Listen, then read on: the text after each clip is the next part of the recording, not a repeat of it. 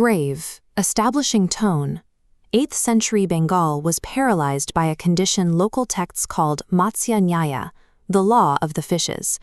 It was a period of brutal, unchecked anarchy, where powerful warlords routinely swallowed up weaker neighbors, leaving the region fractured and bleeding. The local elite eventually realized that endless infighting would destroy them all. In 750 AD, they took an incredibly rare step. They gathered and democratically elected a military general named Gopala to be their king, tasking him with restoring order. Gopala brought strict military discipline to the region, alongside a deeply held spiritual devotion. As the first Buddhist king of Bengal, he established his reign by laying the foundation for a massive new monastery at Odantapuri. Under his command, the new kingdom rapidly expanded outward. He successfully substituted decades of violent chaos with a tightly organized administration that encompassed most of modern-day Bengal and Bihar. By pouring the kingdom's resources into vast intellectual and spiritual institutions rather than endless border skirmishes, Gopala set the structural groundwork for an empire that would endure for 4 centuries. His son, Dharmapala, inherited this stable core and immediately went on the offensive. Between 770 and 810 AD, he waged aggressive, protracted wars against the rival Pratihara and Rashtrakuta empires, elevating the Palas into the dominant power of northern and eastern India. Yet even as his armies marched, Dharmapala directed immense wealth toward religious infrastructure. He commissioned the construction of Vikramashila University, a sprawling center of learning built to rival the greatest institutions of the ancient world. He followed this by erecting Somapura Mahavihara.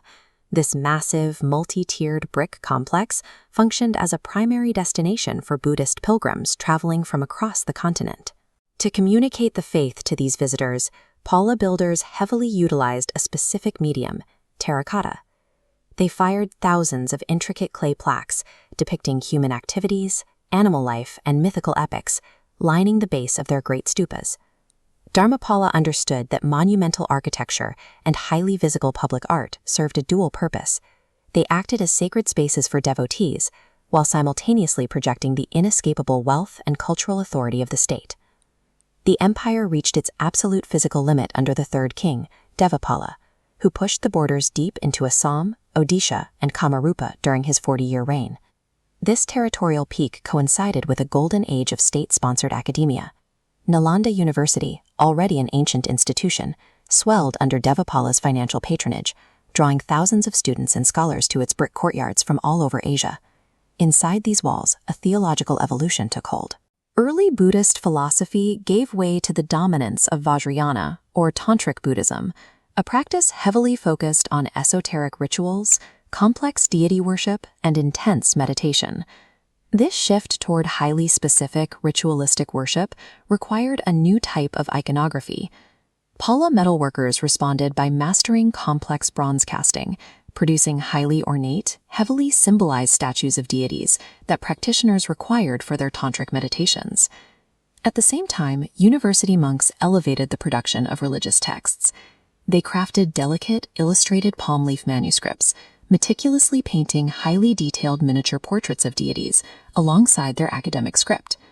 Buddhism under Devapala had evolved from an austere philosophical path into an intensely visual, ritualistic culture, preserved and propagated through art that was entirely funded by the Pala state.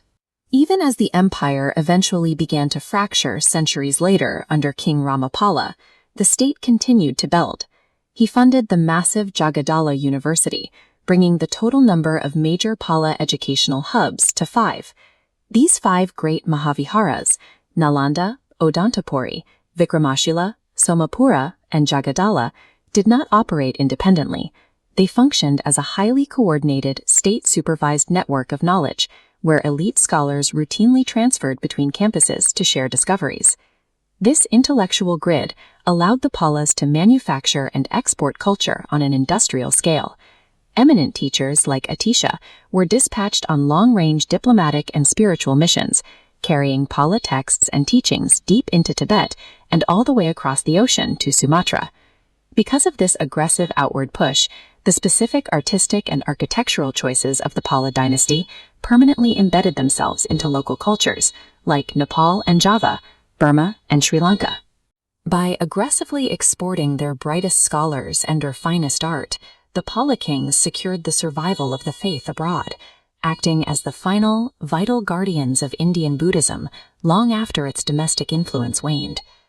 Following Ramapala's death, the central authority finally cracked. Decades of mounting internal rebellions and sustained external invasions tore the remaining territories apart. By the late 12th century, the Hindu Sena dynasty officially ousted the last of the Palas, bringing a definitive end to 400 years of Buddhist rule in eastern India. However, their physical devotion to the faith remained anchored in the landscape. Their extensive restorations and additions to sacred sites, like the towering Mahabodhi temple in Bodh Gaya, survived the political collapse. Rising from bloody anarchy, the Palas engineered a highly organized, heavily networked golden era that permanently exported Indian Buddhist thought to the rest of the world. If you found this history valuable, please like this video, share it, and subscribe to AKHARA Study for more deep dives into the past.